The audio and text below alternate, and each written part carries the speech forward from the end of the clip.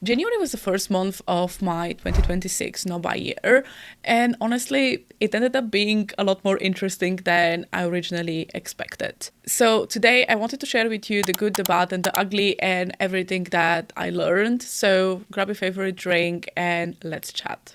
So as a quick recap, I call 2026 a no buy year because my intention is not to buy any clothes, shoes, and accessories, but I have allowed myself a small entertainment budget in specific situations. And those were whenever I'm going traveling, whenever I am shopping with a friend or my partner, or if I am in Bulgaria, where I'm originally from, because all of those things don't necessarily happen very often. Now, a few people said that I should call this a low buy year rather than a no buy year. Regardless of how you want to call it, the point is that this is not restriction for restriction's sake. It is much more about trying to save money, reducing overwhelm when it comes to getting dressed, and just changing my relationship with shopping in a way that is sustainable. So before I go into the details of January, I wanted to actually introduce a concept that I don't think I've talked about on the channel at all. And it's basically looking at no buy year as an experiment and almost like a project, a system that I'm testing. And if you've ever done any sort of maybe writing code or any systems thinking, there is this concept of edge cases. Basically exploring what's happening with the system or the plan when you test it in some extreme, rarely occurring situations. And the goal is to try and explore as many edge cases before launching the system to make sure that it's actually sustainable, that it actually works. So what I did before I started my no buy year was outline those three situations where I was likely to fail. And then those were the edge cases that I tried to solve for. I think though that January actually challenged me quite a bit because I think it introduced a couple of edge cases that I hadn't thought about. The first part of January was actually working really well. And like I spoke about in my goals video, one of the things I'm trying to do this year is to create mini capsules from within my wardrobe and just use those to get dressed.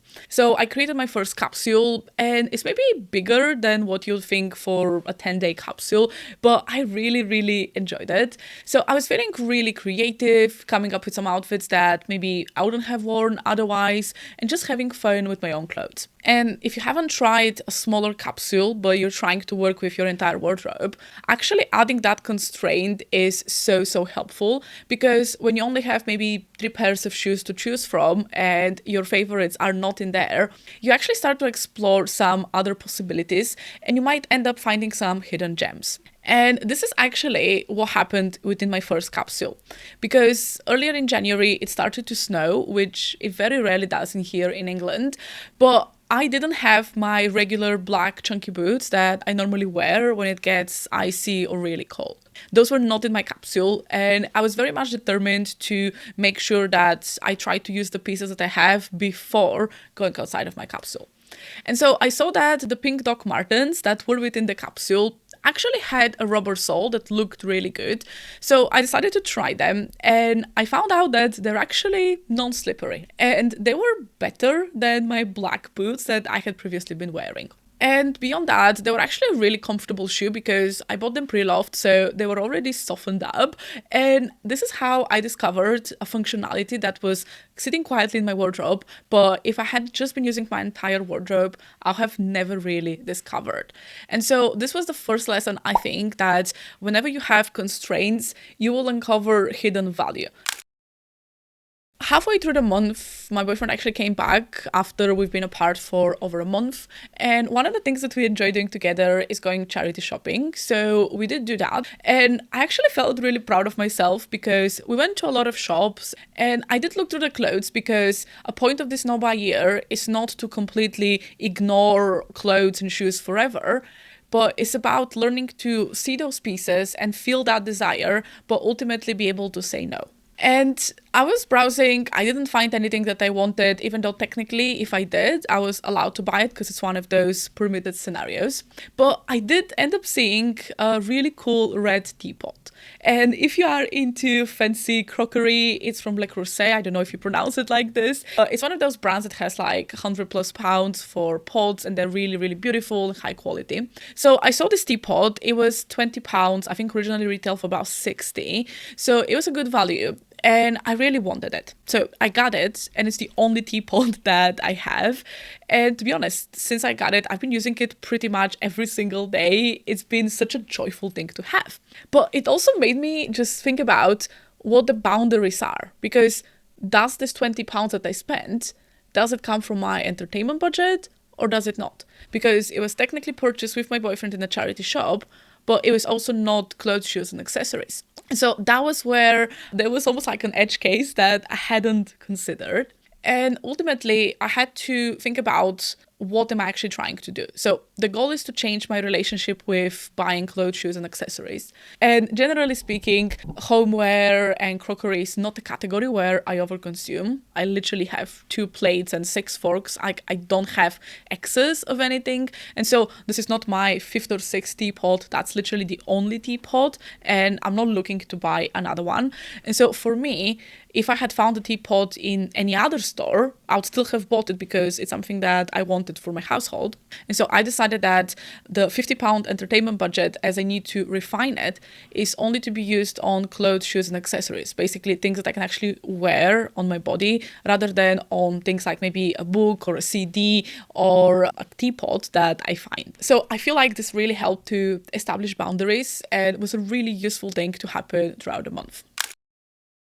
A few days later, I was actually traveling to Oslo for a little trip with my boyfriend, and this was another situation where I felt a bit challenged because in the past I know that I'll have gone and tried to find a really thick sweater, or maybe to buy a puffer coat, or to buy a new hat or mittens or anything like that that I perceived as something that I need. And because I was doing low buy, no buy, however you want to call it, I decided to see, can I actually do this with items from my own wardrobe? And again, I feel like that was very important for me to realize that I didn't default to shopping. I didn't go and buy snowshoes or anything else that I thought I needed. And I even asked you guys to help me a little bit with coming up with what to wear. And I'm happy to say that I didn't freeze. I wore my Doc Martens, which was a very useful revelation. Didn't slip once, didn't fall, felt really warm. And I didn't buy anything for that trip, which is usually what I'll have done before. So while I was in Oslo though, I realized something that was very interesting. Basically, all of the people pretty much were wearing black, grey, and generally quite practical outerwear, which I think makes sense. Obviously, people live in there, they go skiing, like they need this kind of stuff. But I was only within the city and I had decided to bring my wool coat. And my coat is not very bright, but I had decided to bring it because I like the structure and it's also in this really nice petroleum shade, which I think just is a little bit more expressive, a little bit different. And then combining that with my pink shoes, pink bag and blue hat, I felt already quite colorful and a little bit more like myself, even in a very, very different situation. And so this is when I realized that even when I am approaching an outfit from a sense of practicality, because let's be honest, -10 is not a temperature that I'm used to dressing. So I had to start with the practical elements of tights and socks and having my neck covered, all of that. I still wanted to be me. And this is something that was a really important realization for me and something that just solidified that my core need when getting dressed is to express myself regardless of the situation. And even when I start with practicality, that is not how I actually want to look. I take that into consideration, but still filter that through my personal style lens. I was in Oslo with my boyfriend and we were going through some stores. He was looking at CDs and I ended up just like browsing around and didn't find anything that I actually liked. But at the very end, I actually spotted this scarf and it looked very, very colorful. And I took it and saw that it's actually from Kurt Geiger, which was kind of funny because I think it's a British brand. So finding that in Norway was a bit of a coincidence. But I looked at the scarf and it's made of cotton wool, which is a really nice composition. And it was in perfect condition. And I just really liked the big blocks of colors. It was quite different from any other scarves that I had. It was a little bit more chunky maybe, but also quite slim. Like I don't like very, very big scarves. So I tried it on, really liked it. And that was basically the first purchase that I made with my entertainment budget. It was 85 kroner, which is I think around 6-ish pounds. So it felt like a very good purchase. And I have to say, I loved wearing it. I wore it for the rest of the trip. In all of my photos, pretty much you can see it. And it made me really happy.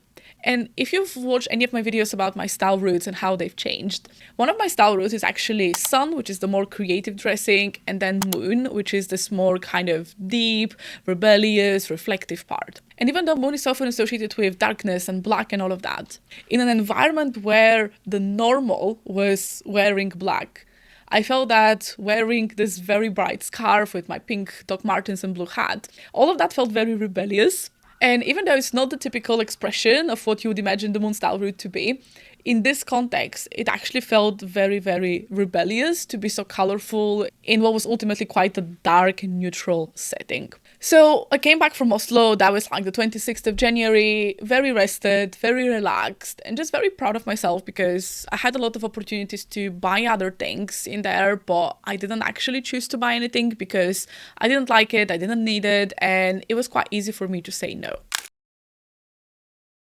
And so the next day, I decided to go to look for some new jigsaws in the charity shop. And that's when my ability to say no to myself was properly tested for the first time. Because I saw this really beautiful Kelly-like ostrich leather bag. And I decided to look it up. I think it's a vintage Kurt Geiger bag. It was this black real leather, so really nice, thick quality. And it was £7. Now, according to my rules, I couldn't actually buy this because I wasn't doing social shopping and I wasn't in a different city or different country. So this was a difficult moment because I found myself internally really wanting it, knowing that I'm not gonna buy it, and then feeling like I have to almost justify to myself why I'm not buying it. And that's when I remembered a really useful tip that my manager once gave me when it came to hiring people, which is basically that if you instantly like someone, try to find some reasons to say no to them because that kind of counteracts the biases you might have. So I imagined that the bag is a candidate, and I was like, if I have to convince someone or myself like that, this bag is not worth it, what would I say? So I started to look into it a little bit more in depth, and I noticed that the lining is actually made of polyester, and it was one of those more crunchy polyesters as well, not very pleasant to the touch. And I know for myself, I like bags that have suede, leather, or cotton lining. I really don't enjoy when it's polyester lining, and I generally don't buy that as much as I can. So that was the first big no-no, because I knew that I'm not about to go and change the lining of a bag. So every single time I was using this bag, if I bought it, I was going to feel just a little bit like I had settled to something that wasn't perfect, wasn't what I actually wanted. Then I looked at the hardware and it was quite scratched, which is normal for a vintage bag. It doesn't really bother me, but it was another reason for not buying the bag. And then finally, it was quite dusty. The leather had some imperfections. It was crushed in a few places. And it's not something that, again, in the past, for this price, I'll have probably just ignored all of that and bought it. But this time, because I was very much in the I'm not buying this mode, that I decided that, okay, I'm not purchasing this. And I left it behind. And I have to say, I felt really proud of myself because it was hard to leave something that was potentially such a nice bargain and a nice item. But it was also something that made me really solidify that I respect myself and I have a certain standard for what I like to use in my wardrobe. And I don't want to settle for pieces that are subpar. So that was Tuesday. I was having a really nice day, very relaxed after Oslo, went to the gym, and then in the evening, my sister said, "Are you home? Because I have some really bad news." So I was like, straight away, like someone died, because you don't say that kind of stuff if that's not the case. And she basically told me that our dog Wendy passed away. And I don't know, like the first time I heard it, I was like, what? Like, you couldn't really process that kind of stuff because I didn't even know she was sick. Like, they had found out some tumor maybe 2 weeks before. I didn't know about that because she lives home back with my parents, and I had just seen her like a few days before on camera. Like, she looked absolutely fine. Apparently she looked absolutely fine the day off, and I kind of went through this like cycle of refusing to believe that this happened to just like, okay, there's nothing I can do about it. So I basically just had that evening to process this. My sister, who is a vet, was able to take a day off work, and I feel like that was probably the most responsible thing that she could have done.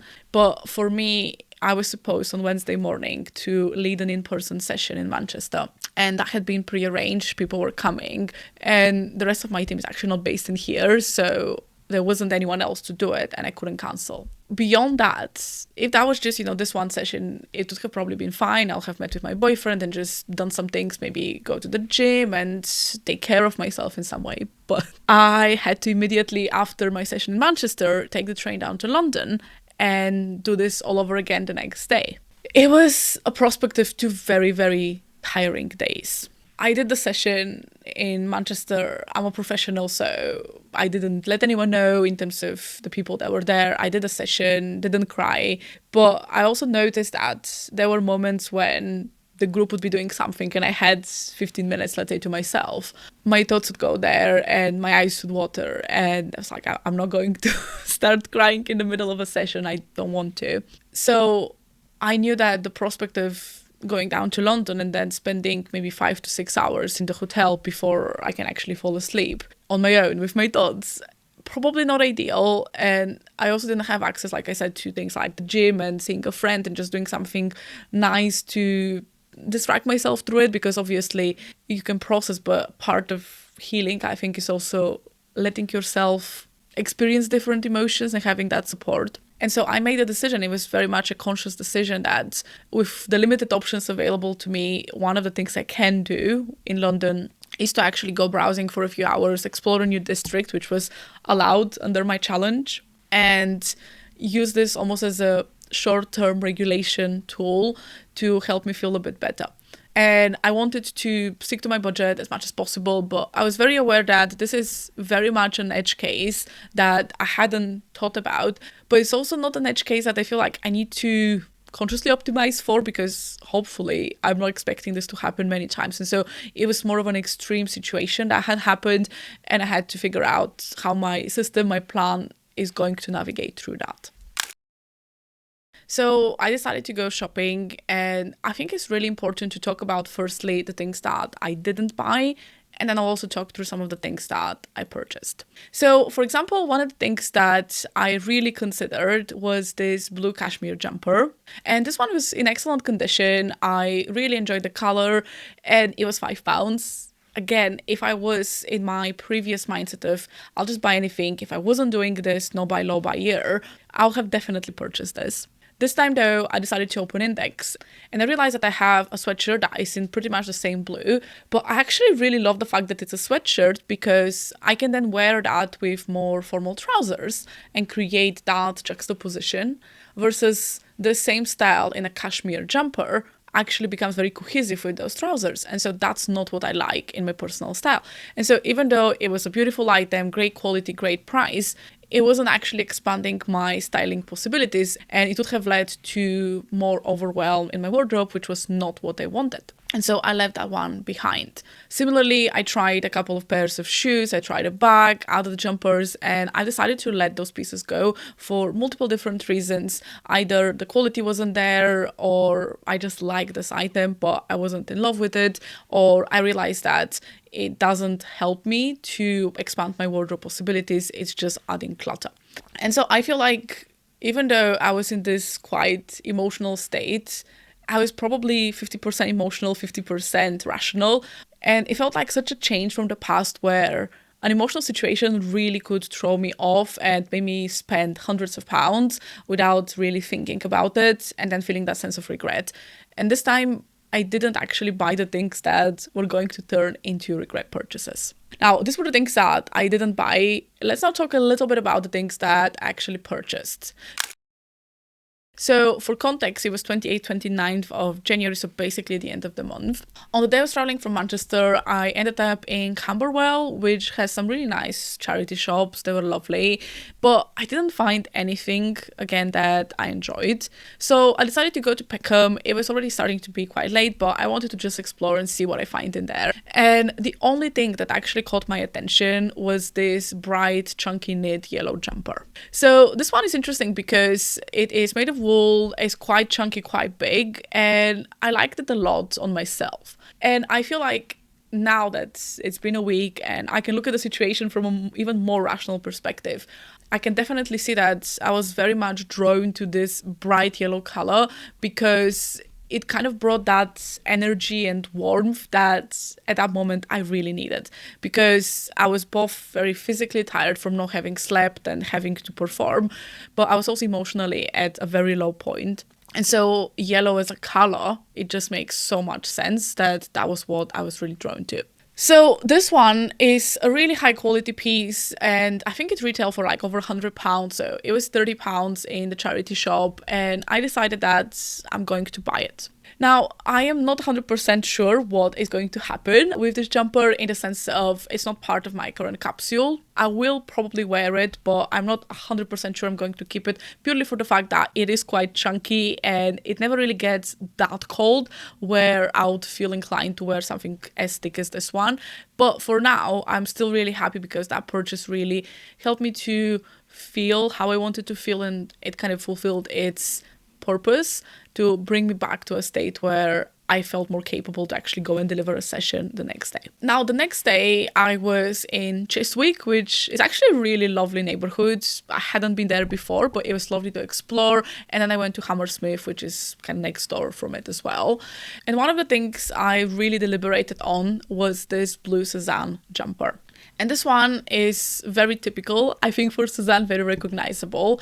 But compared to the yellow one, this is actually a lot more my style in terms of sleeves, in terms of neckline. And even the color is blue, which I feel like at that point I definitely needed on the day. The problem was that I had already spent £30 on the yellow jumper, £6 on the scarf, so I only had £14 from my budget left for January.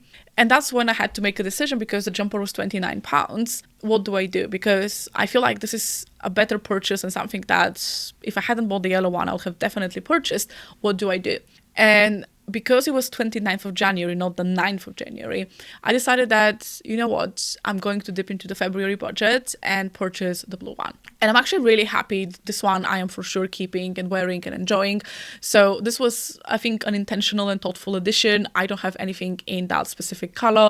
It goes very well with the pieces that I have. So I'm very, very excited to wear that. After that, I went to Hammersmith, like I said, and I bought a couple of pieces in there. So I bought this white blouse from Claudie Pierlot, which I think is current season, so it's crazy to find that in a charity shop. That was less than £10.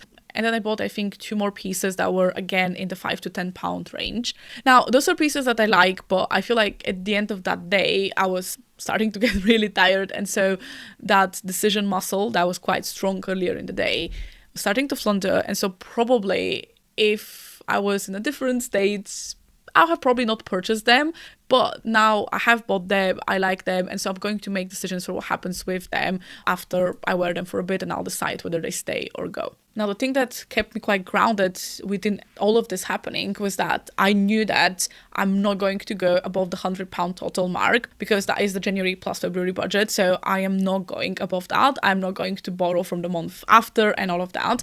And so even though, you know, there were a lot of things that I still liked, I said no, for example, to this pink coat and other pieces that just weren't right, whether the fit wasn't right, the material, the price, or anything like that. And I think kind of what matters to me is that I stopped at that clear cap. I didn't browse and buy indefinitely and turn this into a spiral.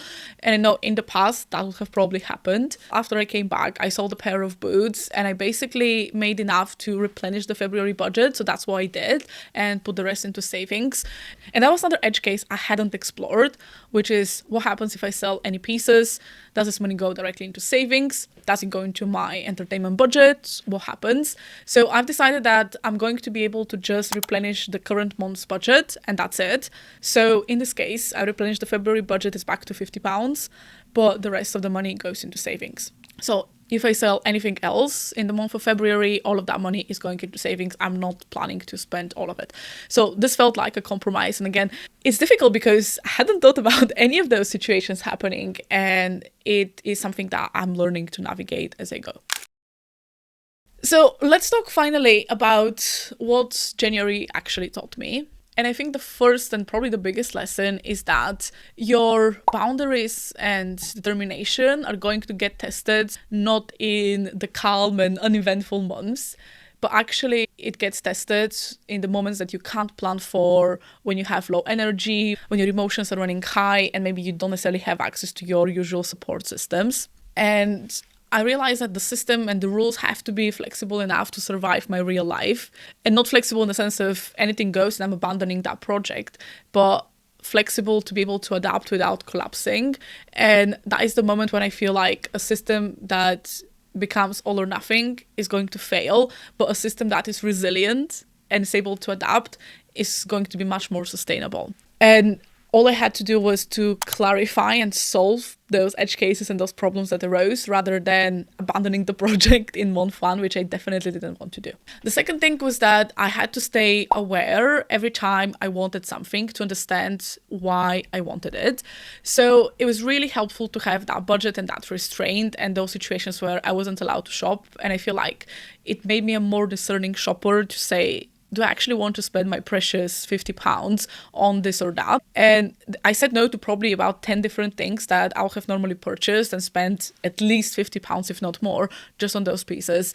And I felt quite proud of being able to say no to some of the things that I liked and I wanted in that moment, but ultimately it would have been regret purchases. The next lesson was that emotional spending doesn't just disappear just because you've set the intention to not shop, but you can actually change your relationship with emotional spending by staying aware. And I feel like I did use shopping as a tool this time. It fulfilled that purpose. But I also, once I came back from London, I haven't really been shopping. I haven't gone and purchased other things. And so in a way, I'm trying to regulate myself with my other coping tools and mechanisms to help me process and heal. And so yes, there may be moments where shopping is the only available tool and I'm going to use it, but I'm also staying aware and present. And that's helping me to change my relationship with it. And finally, and I feel like this entire video last night when I was planning it, I felt really guilty and I thought that you're gonna judge me, which you still might do, but I kind of felt like I failed myself. And I had to use a tool that I use with my coaching clients, which is basically, if the same thing happened to a friend, what would you say to them? And I thought of one of my best friends losing their pet of 10 years and then having to go to work for 2 days and be bubbly and perform and all of that. And then maybe they spend a little bit of money that they still had in the bank. What do they tell that person? And I thought, you know what? I think it's okay when extreme circumstances happen to cope in a way that makes it okay, makes it bearable for that time being. But as long as you come back to what your intentions were before, then it's okay and you're allowed to grieve and process in whatever way works for you. And that's what I would have said to a friend. So I thought, why am I being so hard on myself and blaming myself and feeling guilty? And so just posting this video feels like I'm in a way opening myself to criticism, but I'm also being very transparent and being very honest, and that's my truth. And so I feel like that's the only thing that I can do in this situation. On this channel, it's not about perfection. It's about learning and growing through everything that happens. So please let me know any thoughts, reflections, any advice if you have for me. Very open to hearing that. And I would also see you in this video right here.